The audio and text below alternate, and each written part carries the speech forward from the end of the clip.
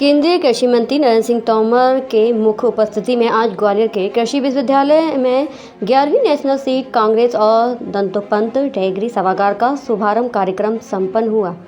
कार्यक्रम की अध्यक्षता केंद्रीय मंत्री ज्योतिरादित्य सिंधिया ने दिल्ली से वर्चुअल जुड़कर के विशेष अतिथि के तौर पर मध्य प्रदेश के कृषि कल्याण मंत्री कमल पटेल और महापौर शोभा सती सिकरवार उपस्थित रहीं।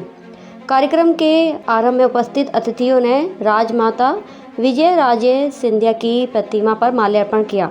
तत्पश्चात विधिवत पूजा अर्चना के साथ दंतोपंत डेयरी सभागार का लोकार्पण किया गया। कार्यक्रम के बाद पत्रकारों से चर्चा करते हुए केंद्रीय कृषि मंत्री नरेंद्र सिंह तोमर ने दोनों कार्यक्रमों को अद्भुत प्रसंग की संज्ञा दी और कहा कि नवनिर्मित सभागार विश्वविद्यालय की जरूरत थी तथा नेशनल सीड कांग्रेस देश में कृषि के क्षेत्र में होने वाले रिसर्च के लिए आवश्यक है। उन्होंने सीड कांग्रेस की उपयोगिता पर प्रकाश डालते हुए कहा है कि इसमें देश के कृषि वैज्ञानिक हिस्सा ले रहे हैं जो नई रिसर्च को लेकर आपस में चर्चा करेंगे।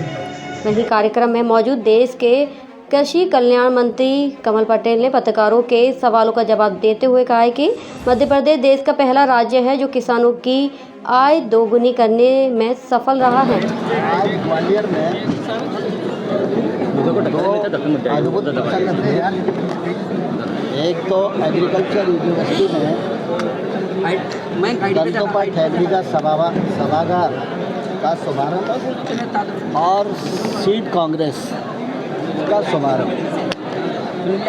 एग्रीकल्चर यूनिवर्सिटी में दंतोपंत जी के नाम पर जो सभागार बना है बहुत ही अद्भुत है और इससे निश्चित रूप से कृषि क्षेत्र में वैज्ञानिकों को भी, किसानों को भी और अन्य प्रकार के जो कृषि क्षेत्र के कार्यकलाप हैं, ये सर्व सुविधा युक्त संरचना बन गई है। इसका लाभ इस क्षेत्र को निश्चित रूप से मिलेगा।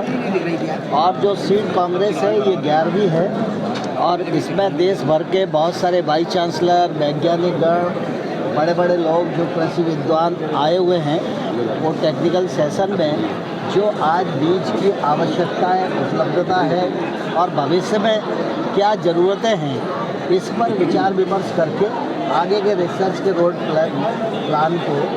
मैप को तय करेंगे। मैं समझता हूँ कृषि के क्षेत्र में ये दोनों ही चीज़ें आज आय जो है, देखिए आप ये देखिए, मध्य प्रदेश देश का पहला राज्य है जो किसान की आय दोगुना करने में सफल हुआ है। हमने 10,000 करोड़ चना, सरसों, मसूर में किसान को ज़्यादा दिलाए, हज़ारों करोड़ मूंग में ज़्यादा दिलाए, तीसरी फसल भी पैदा की है।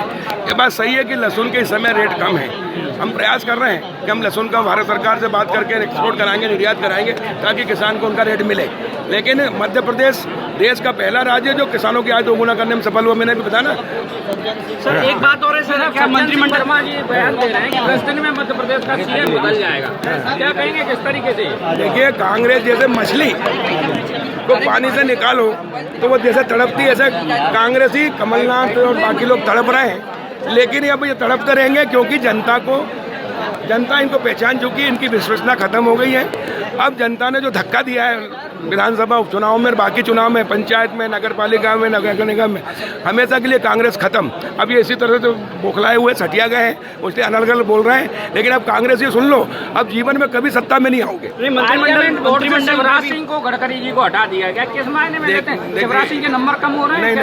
नहीं, शिवराज सिंह जी मध्य प्रदेश के मुख्यमंत्री हैं, वो प्रदेश के विकास में लगे हुए हैं और ये तो पार्टी का नीति का निर्णय है। कभी कोई रहता है, कभी कोई रहता है, इसमें कोई दिक्कत नहीं। मंत्रिमंडल यूनिवर्सिटी में आप खड़े वहीं प्रोफेसरों की है, स्टूडेंट तो पढ़ने आते हैं लेकिन प्रोफेसर नहीं है, कोई भर्ती नहीं हो रही है कई सालों से, क्या कहेंगे इस तरीके? नहीं, हम कर रहे हैं अभी अभी हमने कृषि विभाग में सैकड़ों भर्तियां की है और बाकी हम कर रहे हैं। और अब हिंदी में भी कृषि महाविद्यालय में पढ़ाई होगी, तभी पहले से ही हो रही है? नहीं हो रही है, केवल जबलपुर और इंदौर इंग्लिश का है। नहीं, हम हिंदी में पढ़ाई कराएंगे, प्रोफेसर की नियुक्ति भी करेंगे और इस मध्य प्रदेश को देश का नंबर 1 राज्य बनाएंगे। दूसरा, जो प्रधानमंत्री नरेंद्र मोदी जी ने 1 लाख करोड़ AIF योजना यानी कृषि अधोसंरचना फंड है, उसमें मध्य प्रदेश देश में नंबर 1 है। हमने 2112 करोड़ रुपए की प्रोजेक्ट बना के किसानों की समस्याओं को किसानों को दिया है, जिसमें और